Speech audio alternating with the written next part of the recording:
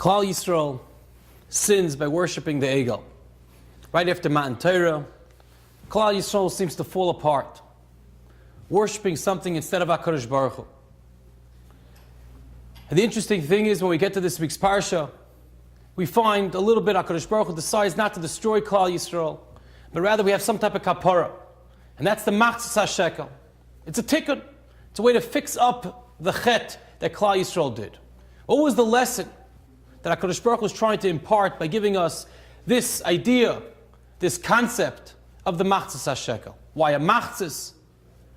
Why each one having to give the same amount? Wealthy people should be giving more. Poor people perhaps should be giving less. What's HaKadosh Baruch Hu trying to give us over?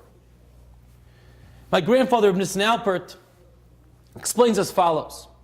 He said, Klal Yisrael itself, we know, did not worship the Egel. They might have worshipped it, but how did it come about? How did it start? It was because of the Erev Rav.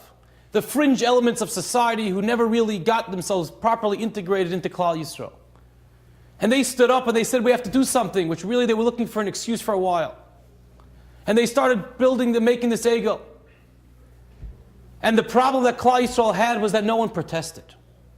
No one felt secure enough, or big enough, or confident enough in their Yiddishkeit, or to what they believed in, to put a stop to these people who are doing what they were doing wrong. Even though internally they understood, this is not the Ratzon of HaKadosh Baruch Hu. This is not what Hashem wanted. But because they did not have enough strength to fight that, they ended up falling into it and dealing and living with what the Erev Rav had already started to build. So HaKadosh Baruch Hu says to Moshe Rabbeinu, I listened to you. I forgave them. But they have to learn how to be different for the future. Ki Tisa. If you want them to feel something more, they have to realize that yes, you are something. You are a member of Klal Yisrael and you're an Eved Hashem. Each one of you individually, each one brings their own shekel. Each one brings their own coin because you are different than each other. It's the same way everyone's face, never the same, ever in the history of the world, will ever look the same as yours. So to the deis and what our makeup and our personalities and our character traits and our talents, we're also different. Unique, individualistic, never to be replicated. And with those talents and with that connection that you have to HaKadosh Baruch Hu, you have an ability to stand up. Be a man. Raise yourself up. Lift yourselves up and stand up for HaKadosh Baruch Hu and what's right in the world. And don't fall in and just be quiet and let the naysayers and the Erev Rav go about and be the front runners and the vocal minority so that we have a destruction of Klal Yisrael.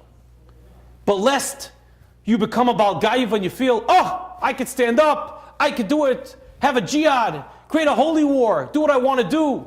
Because I'm Laman Hashem, I'm Laman HaShalom, I'm Laman HaTorah. You give a machzas. You're only to give a half a shekel. Realize that you're only a half. Yes, you're individualistic. Yes, you're your own entity. But you're still at the same time a chelik of Klal Yisrael. And each one gives a half because each one has to realize that everyone has to come on to the other one. No one could finish the picture themselves. Each one has to do only a part. Their part is unique to them. But just don't forget, you have to come on to each one individually. As the Chavetz Chaim said, we'll make the bracha, Bar Nefashis Rabbis V'Chesroinon.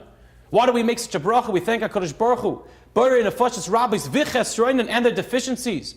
What do we thank HaKadosh Baruch Hu for our deficiencies? And why did He create us with deficiencies? But the answer is obvious. They're not deficiencies, they're flaws.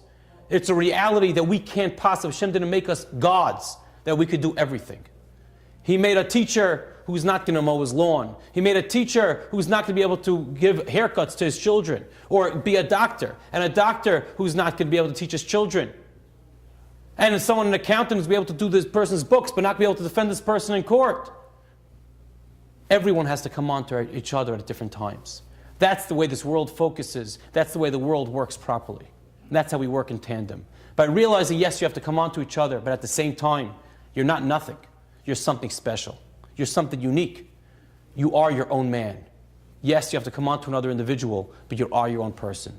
When you bring these two ideas into one, that you're unique, but at the same time, don't let it get to you, because you have to come on to other people. You'll be masakin for the problem of listening to the Erev Rav, not standing up for what's wrong, but yet being what's right. Being that quintessential Eved Hashem of Moshe Rabbeinu, humble, but yet a manik. And we in our own lives could be our manhigim. Manhigim for ourselves, manhigim for Klal Yisrael leaders. But it won't get to our head because we'll realize that we always have to come on to each other individual. That's the idea of Kisisa's Rosh B'nai Yisrael. The idea of the Matzah Shekel as a true kapara and a true tikkun for the Chet Egel. Have a wonderful Shabbos.